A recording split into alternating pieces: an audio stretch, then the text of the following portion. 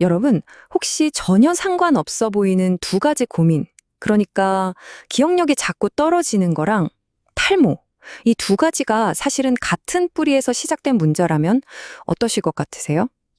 놀랍게도 현대 과학이 바로 이런 관점을 가진 고대 시에 다시 주목하기 시작했습니다. 오늘 하나의 전통 처방이 최신 과학을 만나서 어떻게 그 원리를 증명해내는지 그 흥미로운 여정을 따라가 보겠습니다. 요즘 들어서 예전 같지 않네 하면서 기억력 때문에 걱정하신 적 있으세요? 뭐 물건 어디 뒀는지 깜빡하거나 방금 내가 무슨 말 하려고 했지? 하고 멍해지는 순간들 다들 한 번쯤은 겪어보셨을 거예요. 아니면 스트레스 때문인가? 싶을 정도로 머리카락이 부쩍 빠진다거나 힘이 없어지는 걸 느끼시나요? 이 두 가지 고민 전혀 별개의 문제가 아닐 수도 있다는 겁니다. 바로 여기서 겉으로 보이는 증상 하나하나에 매달리는 게 아니라 그 근본 원인을 파고드는 전통의학의 관점에 현대 과학이 눈을 돌리기 시작한 거죠. 하나의 원인이 여러 증상을 낳는다는 이 오래된 통찰, 과연 과학의 시험대 위에서도 통할까요? 자, 그래서 오늘 우리가 파헤쳐볼 그 고대의 해답이 뭐냐? 바로 감유기비탕입니다. 이름이 조금 낯설게 들리실 수도 있는데 그 안에 담긴 원리는 정말 흥미롭습니다. 지금부터 한번 자세히 들여다보죠. 한의학에서는요, 건망증이나 탈모를 그냥 따로따로 보지 않아요. 그 대신에 이걸 하나의 신호로 보는 거죠. 무슨 신호냐? 바로 과도한 생각과 스트레스 때문에 심장과 비장의 기능이 둘 다 약해진 상태.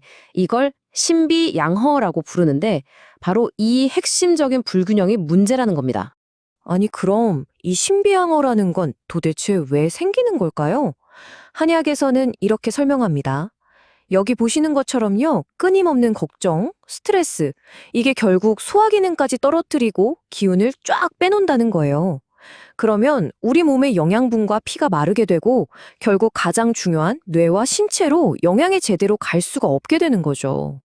자, 그럼 이제부터가 진짜 핵심입니다. 이 전통적인 이론이 현대 과학이라는 아주 엄격한 시험대 위에서는 과연 어떻게 평가받았을까요? 이번 연구는요, 바로 경도인지 장애 환자들을 대상으로 진행됐습니다. 이 경도인지 장애라는 게 뭐냐면 아직 치매는 아니에요.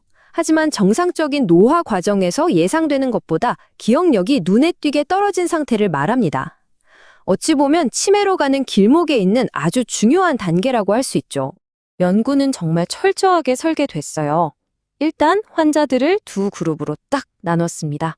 그리고 한쪽에는 감이귀비탕을, 다른 한쪽에는 아무 효과 없는 가짜 약, 즉 위약을 24주 동안 먹게 한 거죠. 그리고 나서 그 변화를 정밀하게 측정한 겁니다. 이게 바로 약의 효과를 가장 객관적으로 증명하는 방법이거든요. 연구에서 가장 중요하게 본 지표 중에 CDR-SB라는 게 있는데요. 이름이 좀 어렵죠. 근데 복잡하게 생각하실 거 전혀 없고요. 그냥 이 점수는 낮을수록 인지 기능이 좋다.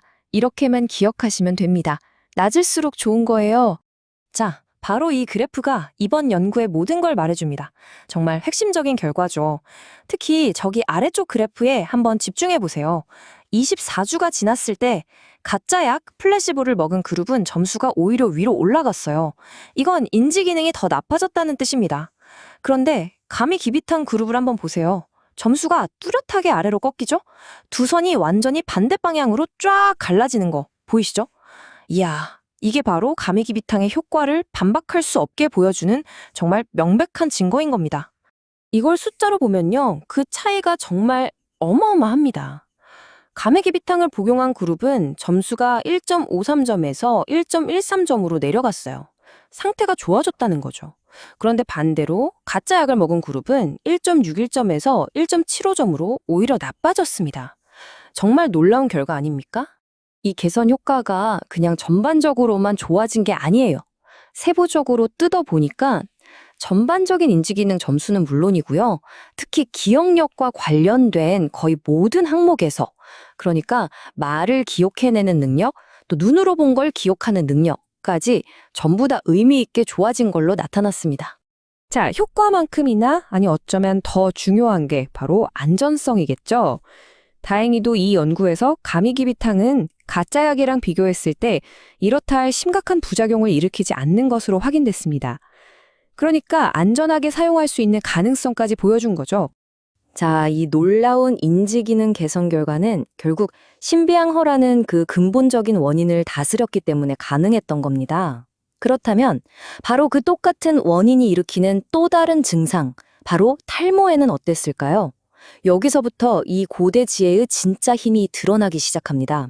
한의학에서는요, 우리 두피를 하나의 밭이라고 생각해요. 한번 상상해 보세요.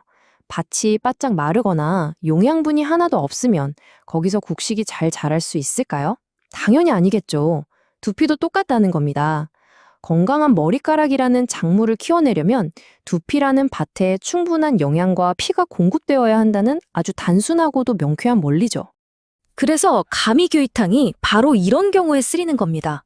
스트레스랑 과로 때문에 기억력을 떨어뜨렸던 바로 그 원인, 신비양어가 두피로 가는 영양분까지 딱 막아버리는 그런 상황 말이죠. 결국 기억력 저하랑 탈모는 전혀 다른 문제가 아니라 신비양어라는 하나의 뿌리에서 뻗어나온 두 개의 가지였던 셈입니다. 이제 연결고리가 보이시죠? 자, 오늘 우리는 전통의학과 현대의학 이 두 세계가 만나는 아주 흥미로운 지점을 함께 목격했습니다. 기억력 저하와 탈모, 이 둘을 잇는 고리가 이제 확실히 보이시나요? 가미기비탕의 사례가 우리에게 보여주는 핵심은 바로 이겁니다.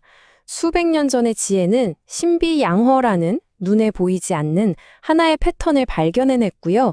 현대 과학은 바로 그 패턴을 치료하는 것이 겉보기엔 전혀 상관없어 보이던 기억력과 모발 건강이라는 두 가지 문제를 동시에 해결할 수 있다는 걸 숫자로, 데이터로 증명해낸 겁니다.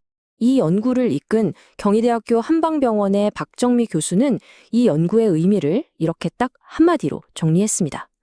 이번 연구는 가메기비탕이 경도 인지장애 환자의 인지기능과 기억력을 개선하는 안전한 치료제로 활용될 수 있는 가능성을 확인했다. 즉, 전통 처방이 실제 환자들에게 실질적인 도움이 될 수 있다는 과학적 근거를 드디어 마련했다는 거죠. 가미규비탕의 사례는 우리에게 정말 흥미로운 질문을 던집니다.